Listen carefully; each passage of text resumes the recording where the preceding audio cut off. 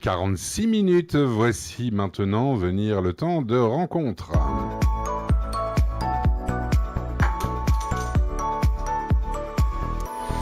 Le docteur Amira Halperin, associée de recherche principale au Centre de recherche et de communication israélo-britannique, la BICOM au Royaume-Uni, lutte entre autres contre le Hamas sur les campus à Londres. Elle venait hier en parler au Parlement européen.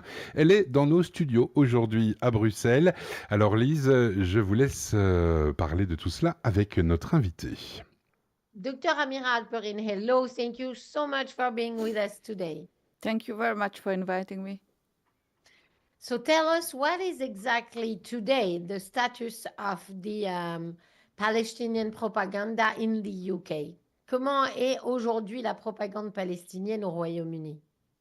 Shortly after October 7th attack and the massacre carried out by Hamas on Israel border and the atrocities that happened to Israeli citizens and not only Israelis, the Palestinian movement in the UK in particular, this is where I work and live, but of course in Europe in general, started operating very openly against Israel even before Israel responded to the massacre.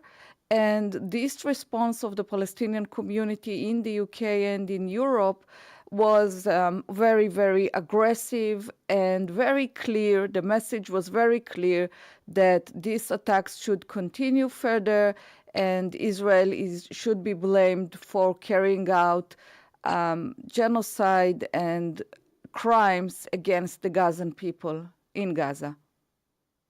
Alors, peu de temps après le 7 octobre et après tous les massacres et toutes les atrocités qui ont été faits à des Israéliens et même pas seulement à des Israéliens, effectivement, on a vu au Royaume-Uni, mais aussi dans l'Europe en général, commencer une énorme campagne de propagande très agressive et avec un message très clair qu'il fallait continuer les attaques, qu'il fallait continuer les meurtres. Et donc, effectivement, on a été choqués. Dr. Amira Halperin, I guess you were not surprised by this campaign, knowing that you are working against Hamas in UK for years. How come that Hamas have such powerful networks in the UK? Comment expliquez-vous qui travaillez depuis des années à lutter contre le Hamas au Royaume-Uni, qu'ils aient des réseaux tellement importants, qu'ils soient tellement bien implantés au Royaume-Uni? Like you said, Liz, I started working on this story of radicalization and terrorism of Hamas in the UK 20 years ago. And you see, really, it's not surprising because during this time, 20 years ago, and since then, you see that it has been allowed to radicalize, incite for terrorism in the streets of London. Everywhere that you go, basically, you can see this incitement and this liberal approach of the government allowing this to happen led to the fact that Hamas activists are able in the way that they do it is the way that they do it and able to do it is basically talking about freedom of speech and allowing them to do it, but at the same time, when they have this freedom of speech, they are calling for jihad, which is, for example, which is very much open to interpretation because of these liberal values of freedom of speech, but there is no interpretation, of course, here because they are basically calling for jihad and resuming the intifada.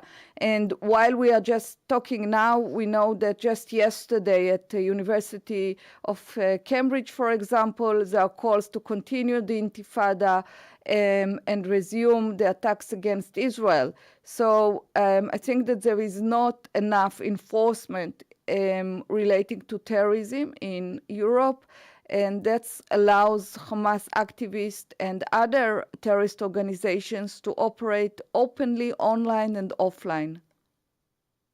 Alors, c'est vrai, vous avez raison, j'ai commencé à travailler sur leur radicalisation et ce phénomène au Royaume-Uni il y a déjà 20 ans. Donc oui, bien sûr, je n'ai pas été surprise. Mais ce qu'il faut comprendre, c'est qu'en fait, on les a autorisés à faire tout cela, particulièrement dans les rues de Londres. Cette approche libérale qui a eu lieu au Royaume-Uni depuis des années leur a permis de passer leur message. Évidemment, on prend à chaque fois la liberté d'expression comme excuse pour cela, alors qu'il n'y a pas de place pour une interprétation quelconque. Ils appellent au djihad, ils appellent au meurtre, ils appellent à reprendre l'intifada. Pas plus tard qu'hier à l'université de Cambridge, on a eu encore des manifestations pour reprendre des attaques sur Israël. Donc on se rend bien compte que l'Europe en général et le Royaume-Uni en particulier n'est pas suffisamment renforcés pour lutter contre les terroristes, ceux du Hamas comme ceux d'autres organisations. You mentioned Cambridge, Dr. Amira Halperin. We saw Columbia, of course, Sciences Po in Paris.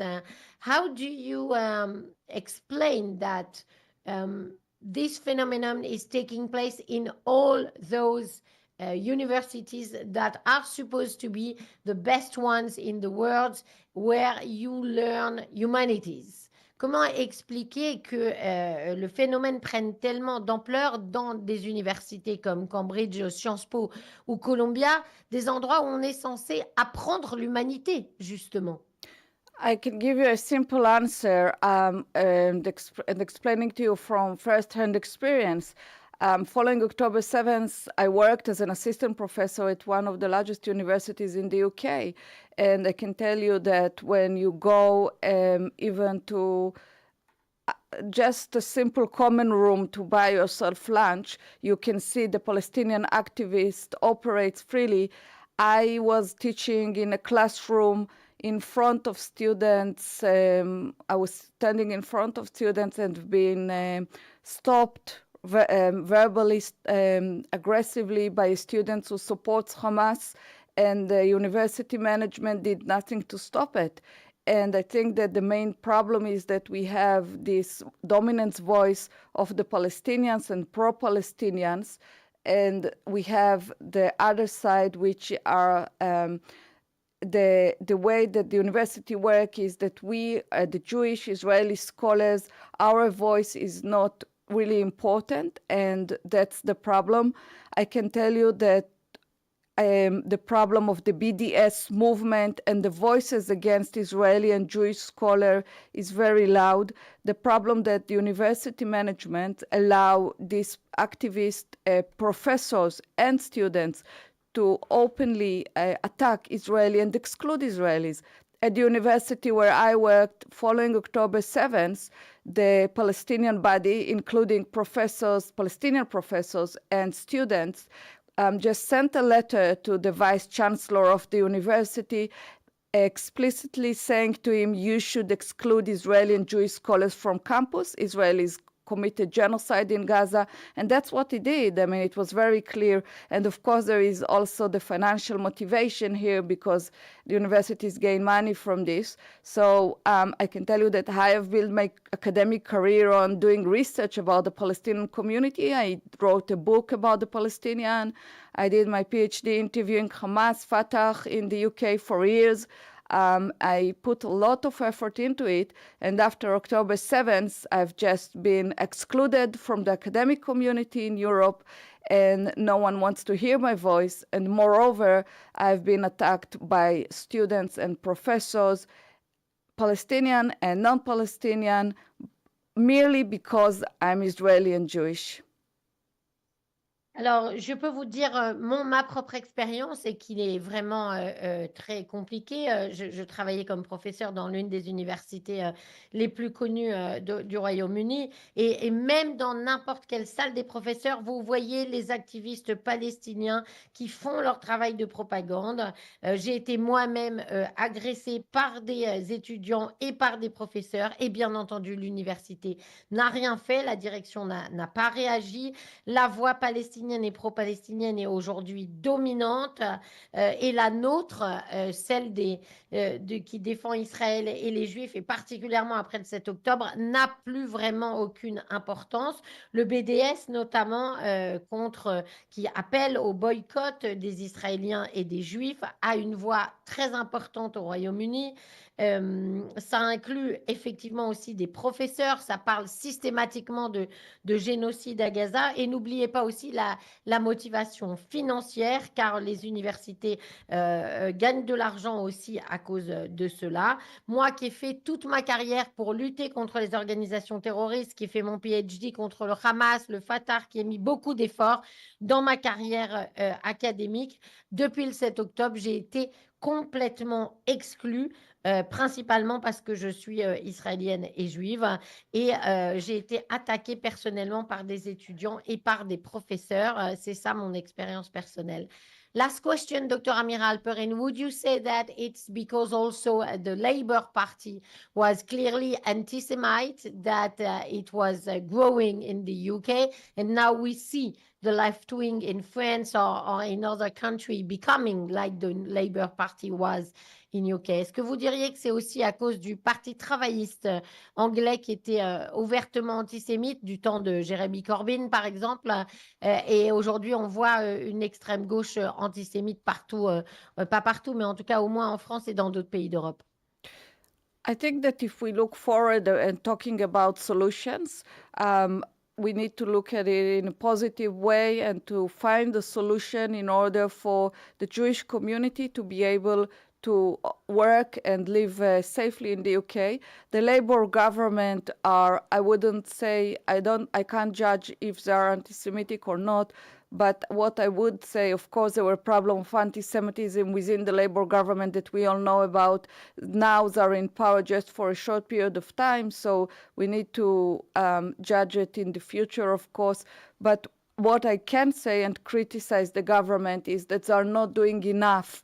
And I think that what needs to be done in terms of government is to control the terrorists, and the governments need to really be clear and understand that there is no room for interpretation when there are calls for intifada and jihad. The government, Starmer government is, for example, in the UK, really explained clearly that this is something that shouldn't be, mustn't be, but still it continues, and still you see these open calls for jihad and killing Jewish people because there are different interpretations. So I think that the government should really tackle these problems of demonstrations that are calling to kill Jewish people.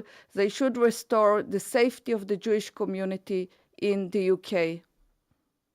Alors, effectivement, on va chercher une solution, on va essayer de voir les choses de manière positive et d'espérer que la communauté juive anglaise va pouvoir vivre en sécurité dans ce pays. Il y avait effectivement un problème. Je ne sais pas si tout le parti travailliste était antisémite, mais en tout cas, il y avait beaucoup de gens qui l'étaient. Ils ont été au gouvernement, mais pas forcément pendant très longtemps non plus. Donc, il est clair que la critique vaut pour les autres gouvernements également. Ils ne font pas assez et le gouvernement actuel non plus ne fait pas assez pour contrôler les terroristes. Il n'y a aucune place à l'interprétation. Ils appellent au djihad, ils appellent à l'intifada, ils appellent à continuer à tuer des juifs. Il faut absolument gérer ce problème, empêcher les manifestations dans lesquelles ces slogans sont faits et rétablir la sécurité au Royaume-Uni. Dr. Amira Halperin, thank you so much for having been in studio with us today in Brussels. Sorry we don't have more time with you because we have the news at 9 o'clock, but congratulations on your work, and we will continue this discussion further. Thank you very much.